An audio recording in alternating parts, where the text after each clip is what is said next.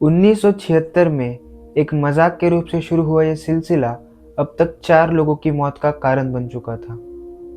मेरे पिछले वीडियो में मैंने एक बात बोली थी कि पैसों की भूख हमेशा बढ़ती ही जाती है, और उसका बहुत अच्छा उदाहरण है चक्कल और उसके दोस्त। जोशी इसके घर को लूटने के बाद इनके पास पैसे आ गए थे, लेकिन इनकी भूख मिटी नहीं थी। ये वापस कोल्हापुर गए, लेकिन इस बार उन्होंने किसी के घर पे हमला नहीं किया। उन्होंने टारगेट बनाया रात में सुनसान रास्तों पे चलने वाले कपल्स को और फैमिलीज को। इन सब को लूट के जक्कल और उसके दोस्तों के पास बहुत पैसे आ गए थे। जब ये लोग पुणे वापस आए तो इनकी लाइफस्टाइल पूरी तरह से चेंज हो गई थी। साइकिल्स की जगह अब मोटरसाइकिल्स ने ले ली थी, और ये लोग महंगे महंगे कपड़े पहनते, महंगी महंगी दारू पीते।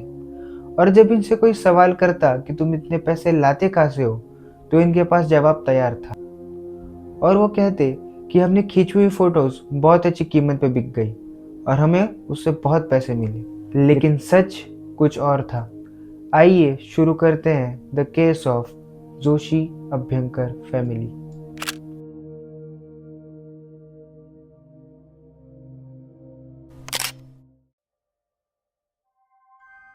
जोशी फैमिली के कत्ल को अब 15 दिन से ज़्यादा हो चुके थे।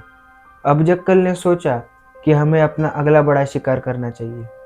और एक दिन ऐसे ही जब वो किसी काम से शंकर शेड रोड से गुजर रहा था, तो उसकी नज़र पड़ी एक बड़े से बंगलों पे, और उस बंगलों का नाम था त्रिशाला बंगलोज। त्रिशाला बंगलो, जो कि बाफना फैमिली का था। बंगलों की रिकी करने के बाद जक्कल और उसके साथियों ने 22 नवंबर 1976 की रात को घर पे हमला किया। उस समय घर में 3 लोग थे, यशोमती बाफना, उनका रिश्तेदार राजू जैन और उनका ही नौकर फारूक हकीम। इन सबको चाकू कटर दिखाते हुए ये लोग अंदर घुस गए और इन सबको बांध के एक रूम में बंद कर दिया और घर में पैसे ढूंढने लगे। राजू जैन ने अपने हाथ रस्सी से छुड़ा लिए और फारूक और यशोमती को भी आजाद कर दिया। इन तीनों ने बेडरूम को अंदर से लॉक कर दिया और जोर जोर से मदद के लिए चिल्लाने लगे। इनका आवाज सुन के पड़ोसी इकट्ठा होने लगे। भीड़ इकट्ठा होती देख जक्कल और उसके दोस्तों ने दुम दबा के भागना ही सही समझा और वो पुलिस के आने से पहले ही भाग गए।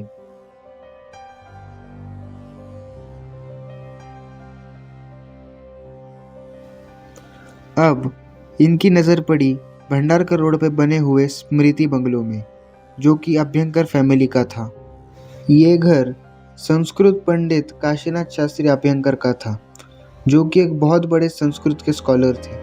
जब ये लोग 1 दिसंबर 1976 की रात घर पे हमला करने गए, तो उन्होंने दूर से देखा कि काशीनाथ शास्त्री के बेटे सीके अभ्यंकर और उनके साथ उनकी बीवी कहीं बाहर खाना खाने जा रही है। इसी मौके का फायदा उठाते हुए जैसे ही सीके अभ्यंकर और उनकी बीवी अपनी गाड़ी से दूर चले गए, उन्होंने घर पे नॉक किया। जैसे ही काशीनाथ शास्त्री ने दरवाज़ा खोला, तो जक्कल और उसके दोस्तों ने खुद को संस्कृत के स्टूडेंट्स बताया और कुछ डाउट्स है ऐसा बोल के घर के अंदर घुस गए।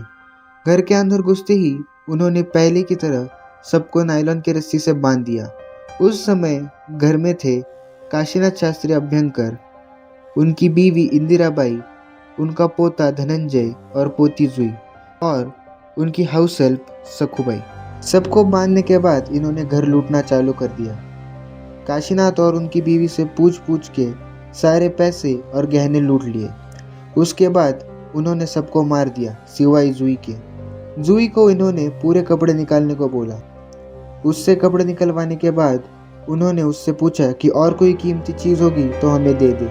जब उससे सारी कीमती चीज़ का राज निकलवा लिया, तो उसके बाद उन्होंने उसको भी मार दिया और उन्हीं के किचन में बैठ के सबने खाना खाया। खाना खाने के बाद उन्होंने परफ्यूम स्प्रे करके वहाँ से निकल गए। जब सीके अभ्यंकर रात को वापस आए, तो उन्होंने देखा कि उनका पूरा परिवार एक ही रात में खत्म हो चुका है। उन्होंने तुरंत पुलिस को कॉल किया।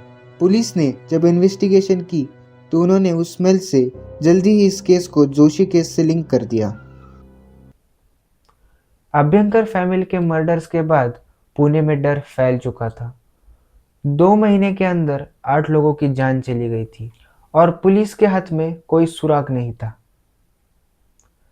रात होते ही पुणे की गलियां सुनसान हो जाती। गलियों पे कोई नहीं घूमता, इस डर से कि कोई नायलॉन के रस्सी से उनका गला ना घोट दे। रात के वक्त जब बेल बजती तो उसकी आवाज से शरीर कांप जाता।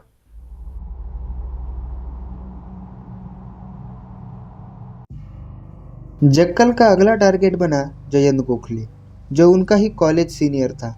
जयंत के पापा अलका टॉकीज में इंग्लिश फिल्म के डिस्ट्रीब्यूटर थे।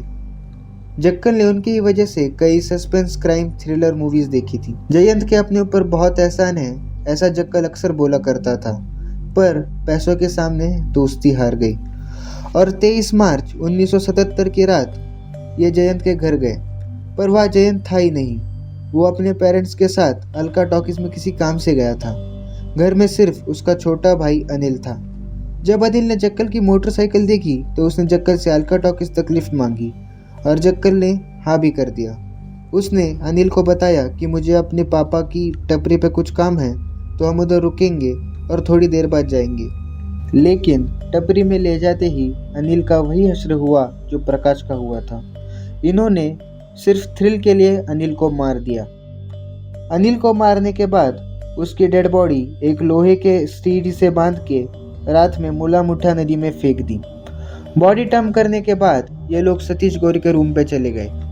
अगली सुबह सतीश ने अनिल के बारे में पूछा तो जक्कल ने ठीक से जवाब नहीं दिया।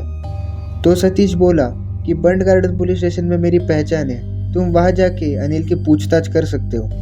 अब तक अनिल का शव सीढ़ी से अलग होके नदी के ऊपर तैर रहा था। पुलिस ने उस नोट के दम पे इस केस को जोशी अभ्यंकर मर्डर से कनेक्ट कर दिया। जब जक्कल बॉडी नदी में डंप कर रहा था तो उसे एक शराबी ने देख लिया था और वो उसी नशे में ही पुलिस को बताने गया। पुलिस को लगा कि यही कातिल है, तो पुलिस ने उसे बर्न गार्डन के पुलिस स्टेशन में लॉकअप में डाल दिया। जब जक्कल पुलिस स्टेशन में पूछताछ करने गया तो उस शराबी ने उसे पहचान लिया। जक्कल को पुलिस पहले ही पहचानती थी। उसने कई बार कॉलेज में लफड़े किए थे, मारामारी की थी, इस वजह से वो पहले भी अरेस्ट हो चुका था। पुलिस ने उस शराबी को सीरियसली लिया और जक्कल को अरेस्ट कर लिया। जक्कल के साथ साथ उसके सारे दोस्तों को भी पकड़ लिया और सबसे अलग अलग पूछताछ की। सबके बयान बिल्कुल अलग थे। पुलिस के प्रेशर में सतीश गौरी टूट गया और उसने प्रकाश के मर्डर का राज खोल दिया। आगे जाके सुहास चांडक, जो प्रकाश के खून का विटनेस था, वो सरकारी गवाह बन गया और सारी सच्चाई बता दी। उसी के चलते 27 नवंबर 1983 को जक्कल, सुतार, जगताप और शाह को येरवाड़ा जेल में फांसी हुई। आज़ादी के बाद भारत के इतिहास में ऐसा पहली बार हुआ था कि 4 लोगों को एक साथ फांसी दी गई थी। इसी फांसी के साथ इनकी कहानी यही खत्म हुई। लेकिन इस केस ने फिल्म इंडस्ट्री में बहुत बड़ा इम्पैक्ट दिया। 1986 में आई नाना पाटेकर की मूवी माफीचा साक्षीदार, जो इसी केस की स्टोरी को फॉलो करती है और उस टाइम मर्डर्स के वक्त जक्कल के दिमाग में क्या चल रहा है ये व्यूअर्स को बहुत अच्छे तरह से बताती है। यही हमारा केस खत्म होता है। Until next time, I am Noxel, signing off.